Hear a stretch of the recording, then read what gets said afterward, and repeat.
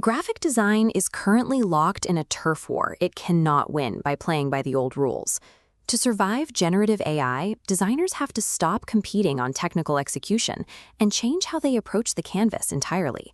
The panic sweeping through the industry stems from one clear reality. Generative models have successfully commodified flawless digital art. What used to take a human hours of meticulous node adjusting now takes a server farm 3 seconds. You can see this anxiety bubbling over in recent events, like the uproar surrounding Lindsay Marsh's software tier list. The community erupted into heated arguments over which specific programs were the absolute best. Designers are obsessively debating the minutiae of Adobe, Canva, and Affinity, gripping onto the belief that mastering the right interface or utilizing the sharpest pen tool will somehow protect them. But competing against a machine on vector accuracy and pixel perfection is a guaranteed loss. A computer will always draw a cleaner curve and render a smoother gradient than you. Algorithms do not sleep. That means the timeline for technical obsolescence isn't measured in years anymore. It is accelerating daily. Obsessing over the toolset is exactly what makes a designer replaceable. When the software provides the perfection for free, the human's only remaining value is the ability to provide a specific, non-mathematical perspective. In response, a massive aesthetic shift is ripping through the industry. Designers are abandoning the flat, corporate Memphis minimalism that dominated the last decade as they actively try to out-human the AI. Generative AI finds the flawless average of massive datasets, taking 1 million distinct variations and smoothing them out into a single, balanced output. But it struggles with intentional chaos, unable to process erratic inputs without fixing them into predictable patterns.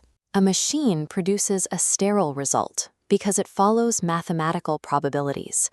A human can break a grid, mismatch a typeface, or leave an ugly smudge because they know that specific friction tells a better story. Structural imperfection is no longer viewed as a mistake. It is the unreplicable proof of human authorship. This rebellion has pushed maximalism and punk grunge to the front line of modern visual styles. It draws on the high-contrast Xeroxed look of 90s underground band flyers. It relies on harsh lighting, grain, and raw energy. You can also see this in the revival of vintage comic book printing techniques. Designers are deliberately replicating misregistered colors, visible halftones, and the physical wear and tear of cheap paper and ink bleed. There is also a major resurgence of heavy, thick-line analog styles, similar to the work of Aaron Draplin. These designs don't look rendered on a pristine screen. They feel like they were physically stamped or screen-printed in a garage. Adopting these deeply textured, handcrafted methods acts as an immediate shield. Because they actively reject digital perfection, they are naturally anti-algorithmic. Securing long-term survival in this industry requires a severe pivot in who you are creating for. You have to stop designing to impress other graphic designers on platforms like Behance or Dribbble. Demonstrating technical precision is an outdated metric. The only goal that matters now is facilitating clear, effective visual communication for real people. Real audiences aren't looking for geometric perfection. They crave emotional resonance, grit, and a sense of connection that a sanitized, statistically averaged rendering simply cannot provide.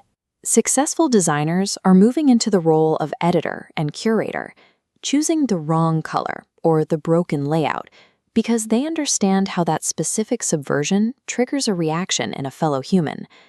Memorizing new AI prompts or jumping to the latest layout software is a temporary band-aid. It will not protect your career in the long run. You don't beat AI by making messier pixels. You beat it by making choices a machine can't justify with data. An algorithm can replicate a halftone dot, but it cannot understand why that specific texture makes a client feel nostalgic. You survive by leading with that intent, making the deliberate, illogical choices that prove a person was actually there.